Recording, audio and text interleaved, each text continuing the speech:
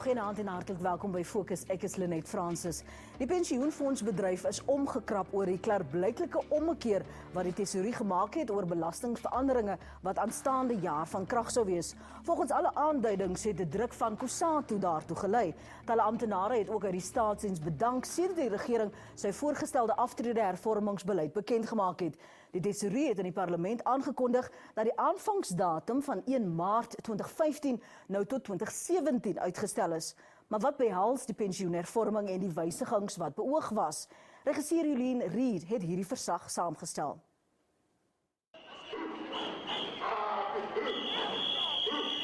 Die voorgestelde pensioen- en aftreehervorming sou op 1 Maart aanstaande jaar in werking tree. Maar COSATU het 'n moratorium geëis op die implementering daarvan, sodat soos hy dit stel, voorsiening kan gemaak word vir behoorlike en egte onderhandelings oor omvattende maatskaplike sekuriteit en aftreehervorming. Die tesourier het gevolglik na onderhandelings agter geslote deure met COSATU besluit om die implementeringsdatum uit te stel vir verdere konsultasie met vakbonde en die Nasionale Ekonomiese Ontwikkelingsarbeidsraad NEDLEC. Sedert die regering sy voorgestelde pensioen- en aftreehervorming bekend gemaak het, het baie staatsamptenare uit hul poste bedank. Die rede daarvoor was omdat daar baie wanpersepsies rondom die beoogde wetgewing bestaan. Under pension funds currently, the law is already that, 1/3 of your funds you get as a lump sum, 2/3 you convert into an annuity, okay? So what government is doing is it's trying to harmonize the treatment. Many people who are members of provident funds, for example, don't enjoy a tax deduction. Here they have an opportunity to enjoy the tax deduction. But at the same time, government is trying to encourage you to also annuitize. But even that will take 5 years or so. Die departement sê sy hoofdoel is om Suid-Afrikaners aan te moedig om te spaar sodat hulle na hulle aftrede gemaklik kan leef. South Africans generally households don't save. It's almost zero, okay? If you look at it on a net basis. Worse than that, people are actually overly indebted. Okay, people take out credit, they take out loans for their to consume currently, okay? And what happens is people are left then with a huge debt burden. And government is actually not only giving you a tax deduction when you put towards a pension fund, but we're introducing tax-free accounts, which means that the growth on what you have doesn't get, on your savings, don't get tax. So, and these are accounts in your name. So government is trying to encourage through measures like those to get a higher savings rate. Die departement sê hy wil 'n stelsel skep waar Suid-Afrikaners hulle geld in 'n bewaringsfonds spaar wanneer hulle bedank. Maar indien 'n begunstigde nie ten gunste daarvan is nie, kan hy of sy geld onttrek. So many people, for example, resign, and before they know it, the HR departments have processed the forms and the money is just given to them. Nobody asks them, wouldn't you like to put it into a preservation fund, which is in your name?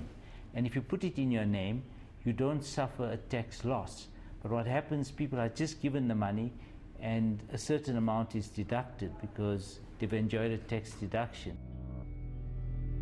Daar is baie Suid-Afrikaners wat nie die voordeel van 'n pensioen of voorsorgfonds het nie. Fokus het met mense in die taksiebedryf in Westbury, Wes van Johannesburg gesels. 'n Taksibestuurder, Leonard Peterson, sê hy moet daagliks lang ure werk om 'n bestaan te maak. Hy meen, hy kan nie bekostig om te spaar nie. Daar's te veel wat in die ekonomie aangaan. Die goedes gaan te veel op. Dis die brood wat opgaan, is die melk wat opgaan.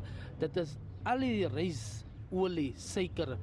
Dit is alles wat opgaan. Dan kom kry jy nou vir ons wat nou bestuurders is die petrol, is die diesel wat opgaan. So jy moet nou consider dat as jy dink jy gaan spaar, vat jy daai kind. David Paulsen is 'n taksiveiligheidsbeampte. Hy verdien R500 per week. Ek ran hierdie besigheid om my lewe, om my familie te kan versorg. Daar's nie 'n ander income wat ons kan sê nie. Ons kan maar net aangaan op hierdie, sodat my familie kan eet vanaand. En daar's nog nie tyd om te kan spaar met die paar sentjies wat ons maak nie.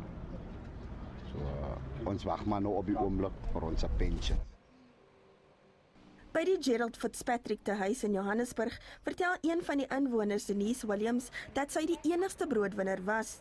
Vir haar het haar kinders se opvoeding voorkeur gekry. It was almost like mandatory with some of the firms that I went and worked for. But then I said to them, well, thank you so much, but then I'll have to, say no thanks, I can't take the job. When I explained why, then they were actually very understanding. And they said, okay, we understand, but if you ever can, you must try and take out a pension. I said, trust me, I would love to. But it was either take out a pension or my family went hungry, so what would you decide? Die meerderheid van die vroue by die huis was enkelouers of moes die rol van 'n huisvrou vervul en as gevolg daarvan kon hulle nie spaar nie. Kenners meen dit is noodsaaklik dat Suid-Afrikaners veral aftrede moet spaar as hulle onafhanklikheid wil behou. Die huise sowel as mediese onkoste kan tot duisende rande beloop. We get a small subsidy from the government for the frail care section. Our unit cost in the frail care is 9,000 rand and the government subsidy is only 1,500. And our ladies, most of them can only pay 1,180 or 1,200 rand, and then it becomes a huge gap that we have to fundraise. Our fundraising bill is this coming year is going to be 3.2 million. Sometimes it's just too late to even worry about trying to take out a retirement because the installment would be so big to give you a decent retirement package that, it's not worth it in the long run. But I still say go for it because, it's far better to have your own pension. So we have a good grant system. It helps to alleviate poverty. But remember, those grants are quite basic. If you really want to maintain the lifestyle you have whilst you work, you've got to save so that you have more funds available to you. Kenners meen daar is geen rede tot kommer oor die voorgestelde wetgewing nie. That's one of the big issues we're facing. Members are very mistrusting of government and what they think is going to happen with their money. But as I said earlier, the retirement funds are separate legal entities. Whatever they have accumulated belongs to them, the members in the fund. There's no nationalisation of benefits by government or government taking money to be used for certain projects. That is not happening. Dit is dan wat die regering se beoogde pensioen- en aftreefondshervorming behels. Dit sou in Maart aanstaande jaar in werking getree het, maar is tot 2017 uitgestel. Net hierna praat ons met 3 deskundiges in die bedryf oor die redes vir die uitstel en hoe dit belastingbetalers raak. Bly gerus ingeskakel.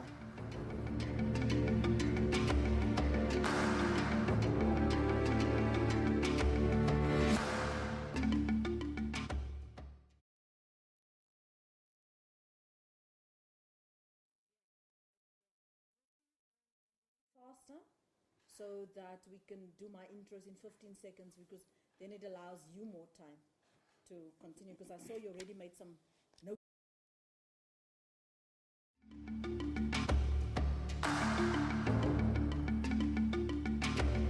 Welkom terug by Fokus op SABC 3. Ons praat vanaand oor die regering se pensioen- en aftreefondshervorming. 'n Nuwe bedeling sou in Maart aanstaande jaar van krag wees, maar dit is op aandrang van Kusatu tot 2017 uitgestel.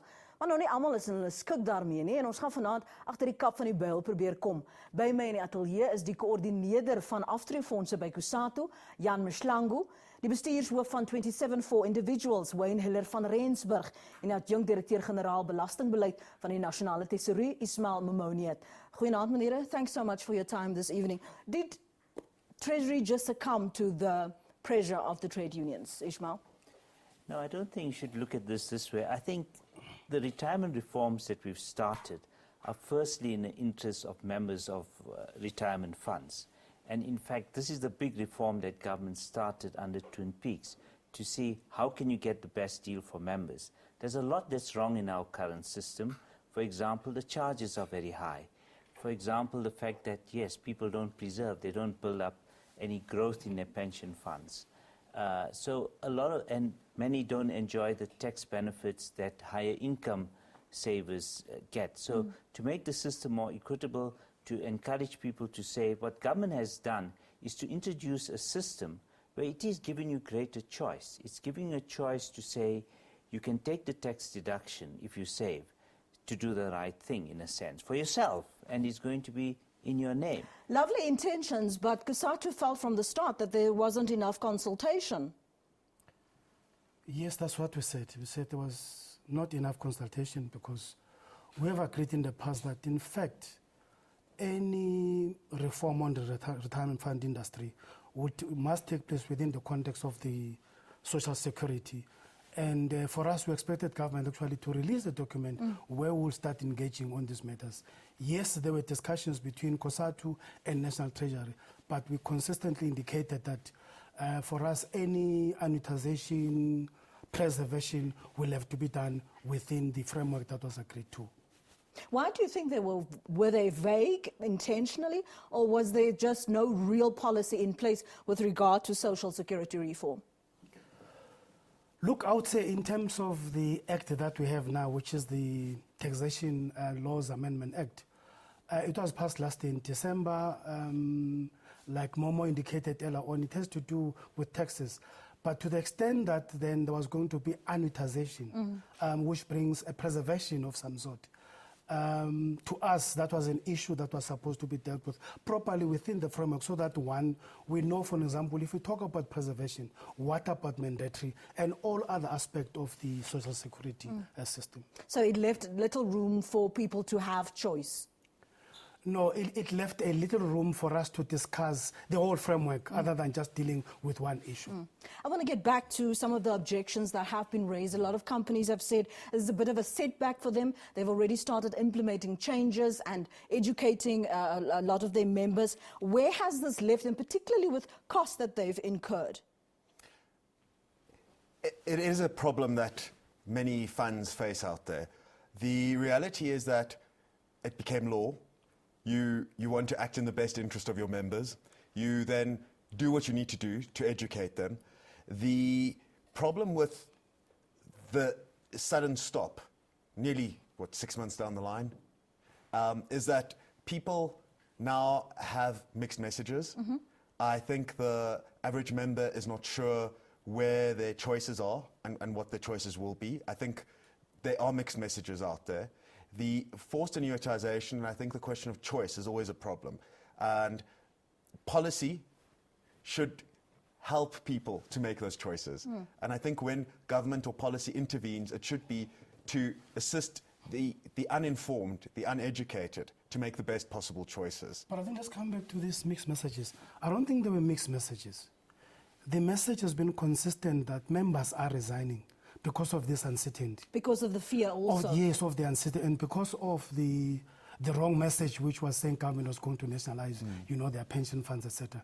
To me, there was no mixed message insofar as agreement that, let the T-Day or the implementation of this Tax Laws Amendment Act be postponed to 2017.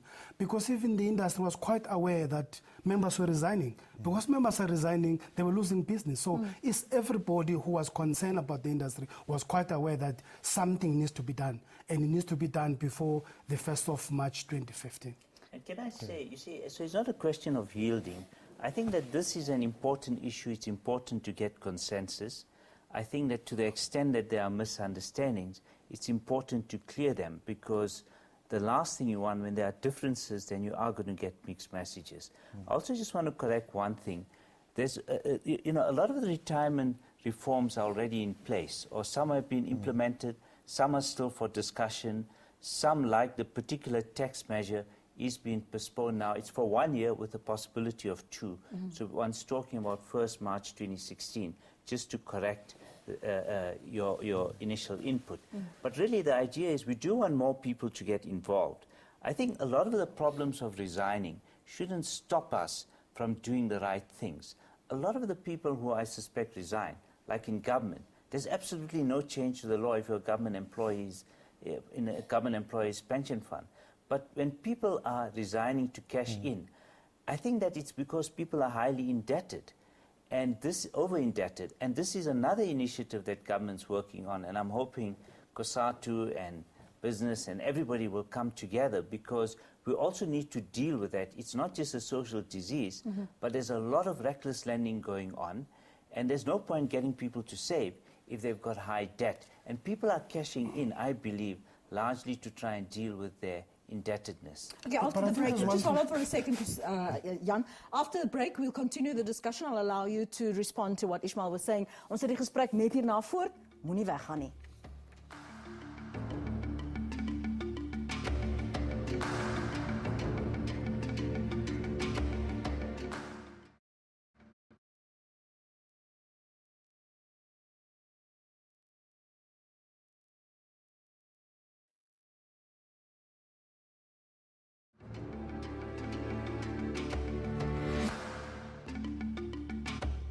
As jy sopas by ons aangesluit het, welkom. Ons gesels vanaand oor die regering se pensioen- en aftreefonds hervorming wat tot 2016 uitgestel is, maar daar is ook sekere aspekte wat tot 2016 volgende jaar uitgestel is.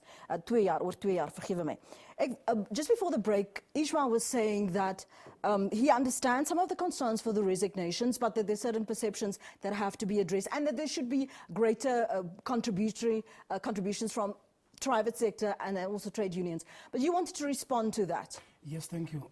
In fact, we have agreed already with government in a meeting where the minister was present, leaders of COSATU, that we'll have to send a coherent, consistent, and same message about this issue. So for us, the issue between now and 2017 is not a holiday. I would guess that between now and December is to make sure that, one, there's nothing like government is going to nationalize your retirement funds, but yes, there is a space for us to engage, and there's no need for you to resign, from employment and cash, because what's going to happen when you retire, it means you will retire without retirement fund benefits. Because we want to send a very clear message to our members. Retirement funds are for retirement and nothing else. But when there are policy gaps and confusion, we just want to make sure that we clear those. Quickly give me your thoughts about the P-Day and the preservation funds, because a lot of people are also confused what that implies.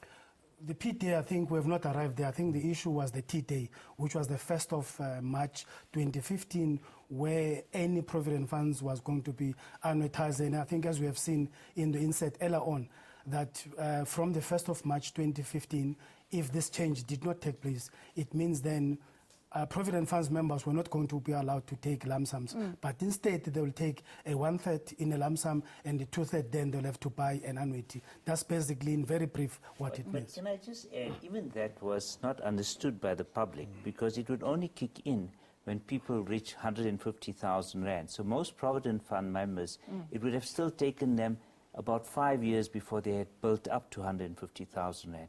It wasn't going to apply to those who are over 55 years. And further, it wasn't going to apply to all your current savings up to that date. So, because we recognize vested rights. I think retirement reform is too important to mess around with. If you make changes, you've got to do it and win people's support and do it in their interests. So I think this gives us more time to explain to people what's changed. And some of the other proposals were soft on preservation. It's something we would like people to preserve, but it's something we have to talk about, because when people feel they've been forced to preserve, clearly people try and cash out. How do you deal with those concerns? How do you deal with the underlying problems, which may well be over-indebtedness or something else? It reminds me of that saying, the road to hell is paved with good intentions, because the one thing that we also emphasized earlier on was it was supposed to be an incentive for people to save, but in our insert we also saw a lot of people can't even afford to save. With this delay now in place, how does that really initialize people to want to make a contribution, or want to at least start thinking about a pension fund? I think the important point here is the comprehensive social security, and that's a debate that runs in parallel. What employers need to realize is that the way you design a fund, the way you present it to your employees, is going to have a significant impact on the way they accept it. And that's why I was mentioning confusion or communication earlier on. I think that's the essential point here. I think the people in the informal sector, taxi drivers like we saw there, they have a serious problem There is no easy and cheap way for them to save. But having said that, it's a discussion we've been having, for example, with the unions or in NADLAC, is how do you deal with what we call more vulnerable workers, like your domestics, your taxi drivers, Not cut them out construction, from this who economy. don't have a kind of permanent job or it's more informal. How do you actually reach out? And part of the reforms that we have in place is that, we've got good coverage for our pension system in a formal economy. But some of these vulnerable workers are not there, so that's a gap which we need to address. There's an issue of what we call mandation, extending this to all, because most people have to join a pension or provident fund when they start work. We want to extend it to all. And then to bring down costs, you need more consolidation, because the industry, there's too many pension funds out there, and it's all the middle men and women who are making a lot of money, and the member at the end could get at least 100% more if you cut down drastically on some of the charges that are there. I wanted to allow you to please come in here. On this Jan. one, I want to Yes. agree with Mom. I think the issue of fragmentation is a problem. You can't have in a country like ours.